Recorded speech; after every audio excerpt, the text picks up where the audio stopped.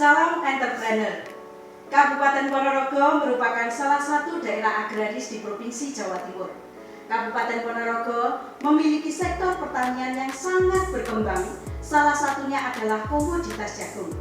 Produksi jagung yang melimpah setiap tahunnya tidak hanya menjadi sumber pendapatan utama bagi masyarakat, akan tetapi di sisi lain juga menghasilkan limbah pertanian berupa bonggol jagung dalam jumlah besar.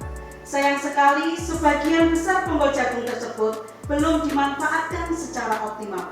Bahkan cenderung dibuang atau dibakar yang pada akhirnya dapat mencemari lingkungan.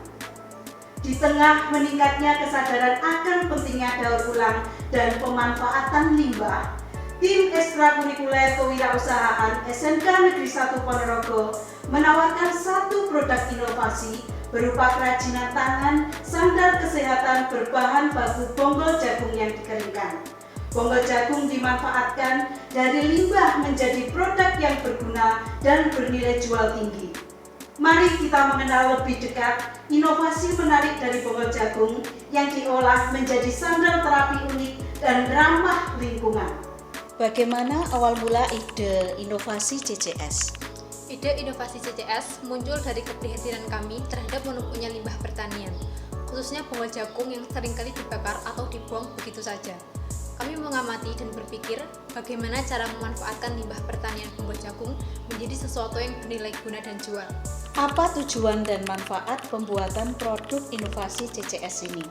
Tujuannya untuk mengoptimalkan pemanfaatan limbah pertanian, menghasilkan produk sandal kesehatan berbasis bahan alami, mengurangi pencemaran lingkungan, meningkatkan kesejahteraan masyarakat, dan mendorong pengembangan produk ramah lingkungan.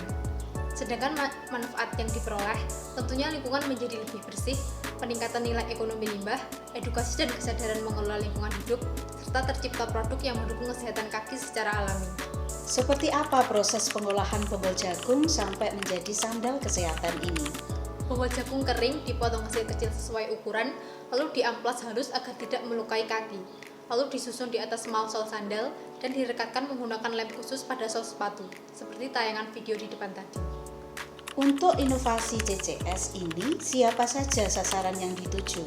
Sasaran tujuan kami membuat inovasi ini adalah masyarakat pertanian dan pengolah limbah, pelaku UMKM, masyarakat umum yang peduli kesehatan, komunitas dan organisasi lingkungan, serta pemerintah daerah dan lembaga pendidikan. Bagaimana mekanisme dan struktur organisasi pelaksanaan inovasi CCS? Mekanisme yang kami jalankan, yang pertama identifikasi dan pengumpulan limbah bonggol jagung, yang kedua proses pengolahan limbah, ketiga pembuatan bahan dasar sandal, dilanjutkan desain dan produksi sandal, uji kualitas produk, lanjut promosi dan pemasaran, serta monitoring dan evaluasi. Untuk struktur organisasinya terbagi menjadi 7, yakni Kepala SMKN 1 Ponorogo, Pak Suryanto selaku penanggung jawab inovasi, dan Ketua Tim Inovasinya, Ibu Sri Wahyuningsih, serta kami dari tim pengurus ekstrakurikuler kewirausahaan berada di bagian OR produksi, OR RD, OR pemasaran, sekretaris, dan bendahara. Apa saja aspek yang dikembangkan dalam inovasi CCS? Ada 8 aspek, yakni pengolahan material limbah bonggol jagung, desain produk ergonomis dan fungsional, inovasi dalam kesehatan dan kenyamanan, pengembangan teknologi produksi, sistem bisnis dan model ekonomi sirkular, branding dan pemasaran produk, peningkatan kapasitas masyarakat lokal, aspek legalitas dan standarisasi produk. Untuk ketercapaian pelaksanaan inovasi, apa saja yang digunakan sebagai indikator keberhasilan inovasi ini? Ada 7 indikator, yakni jumlah limbah yang dimanfaatkan, jumlah produk yang dipasarkan, tingkat kepuasan konsumen, penurunan volume limbah, jumlah pelaku usaha baru, cakupan pasar, serta sertifikasi dan pengakuan produk. Apakah ada kendala dalam pelaksanaan inovasi CCS? Tentu ada. Kendala-kendala tersebut yakni keterbatasan teknologi pengolahan, kurangnya kesadaran masyarakat, kualitas bahan baku yang variatif, permodalan dan akses pembiayaan, tantangan pemasaran, keterbatasan SDM terampil, serta regulasi dan standarisasi produk. Pada pelaksanaan inovasi ini, dengan siapa saja kerjasama terjalin? Kerjasama terjalin dengan beberapa pihak dan pemangku kepentingan, antara lain dengan petani atau kelompok tani, pelaku usaha atau UMKM, dinas pertanian, dinas lingkungan hidup, dinas koperasi, universitas atau lembaga riset, marketplace, instansi keuangan, dan komunitas pecinta lingkungan hidup. Kemudian bagaimana rencana implementasi dan keberlanjutan inovasi ini?